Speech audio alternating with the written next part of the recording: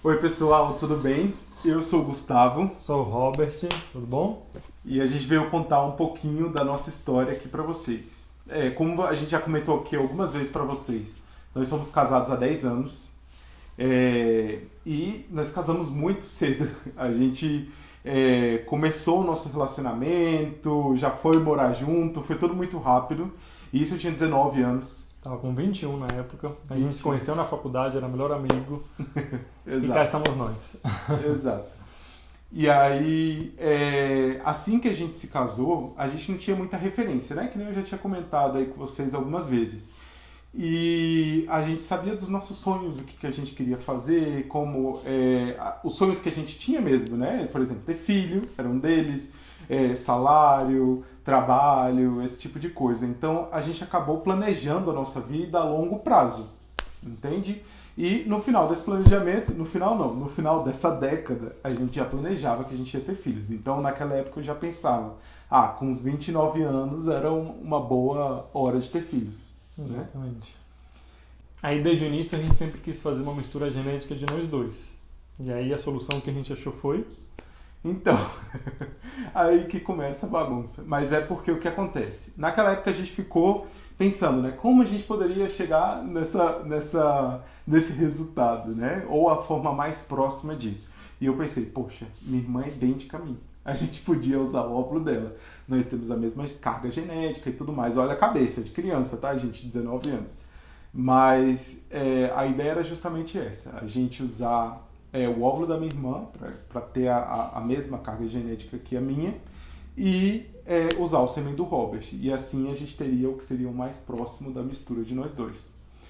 E ficamos com isso na cabeça. Na época a gente falou com a minha irmã e tudo mais.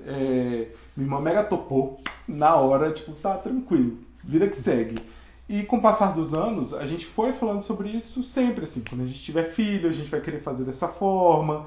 Enfim, foi uma coisa que sempre passou pela nossa cabeça. Exatamente. E uns 5 anos atrás apareceu um convite de uma palestra aqui em Brasília de uma clínica chamada Gênesis, voltada para o público LGBT que queria ter filhos. Então a gente falou, opa, já está aí à vontade, temos que começar a estudar as formas, né, que a gente vai fazer isso.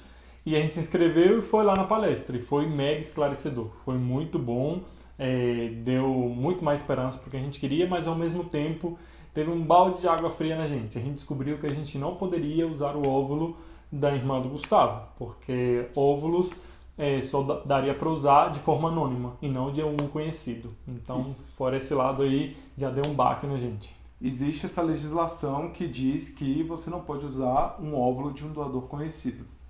Então eles já falaram, olha, isso é vetado, não é possível fazer, porque aí caracteriza maternidade nesse caso, né? Porque a gente está pegando de um óvulo.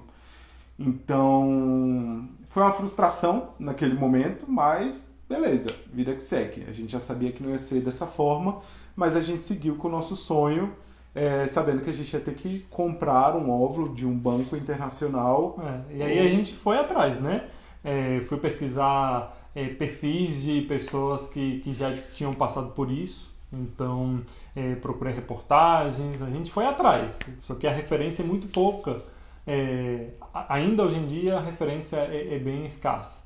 Então, a gente pegou e descobriu que tem uma empresa aqui no Brasil que faz esse serviço, né? De procurar uma barriga em outro país, comprar óvulos em outro lugar e, enfim, fazer todo o processo em outro país. Só que aí a gente bateu mais uma entrave, que foi os custos. Então a gente está falando de custos aí muito elevados, coisa de 100 mil dólares se for nos Estados Unidos. O lugar mais barato que casais gays conseguem fazer é na Colômbia e é coisa de 60 mil dólares. Então a gente está falando de valores de apartamento. Então Sim, foi mais um baque. para valores atualmente aí daria uns 600 mil reais, né? O dólar aí tá batendo 6. E na Colômbia daria uns 420 mil reais, que era o lugar mais barato. Então são custos muito altos, assim, nem de perto é um valor que a gente teria condições de arcar. E aí a gente foi numa clínica, conversamos com uma médica e ela falou, a possibilidade que vocês têm no Brasil é se vocês conseguirem um parente que tope fazer isso, né? E aí a ideia justamente era a barriga solidária no Brasil não pode ter um vínculo financeiro de forma nenhuma, é um crime no Brasil.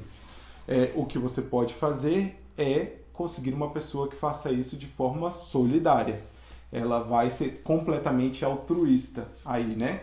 E aí no Brasil o que pode é um parente até quarto grau. É basicamente isso, ou seja, mãe, irmã, tia, prima.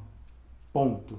É isso. Então, aí a nossa médica, ela explicou que existem casos em que o CFM, o Conselho Federal de Medicina, ele autoriza o uso de uma barriga solidária que não seja parente. Mas é um processo, você tem que pedir autorização, eles vão dizer se sim ou se não. Eles podem autorizar ou não. Eles vão analisar o tipo de parentesco, o tipo de relação, enfim, é bem mais complexo. Existe a chance, mas precisa ser analisado. Já se você tiver algum parente até quarto grau, você pode fazer o processo inteiro pela clínica sem autorização do CFM. Resumindo, existem duas possibilidades para a gente que optou pelo caminho da inseminação.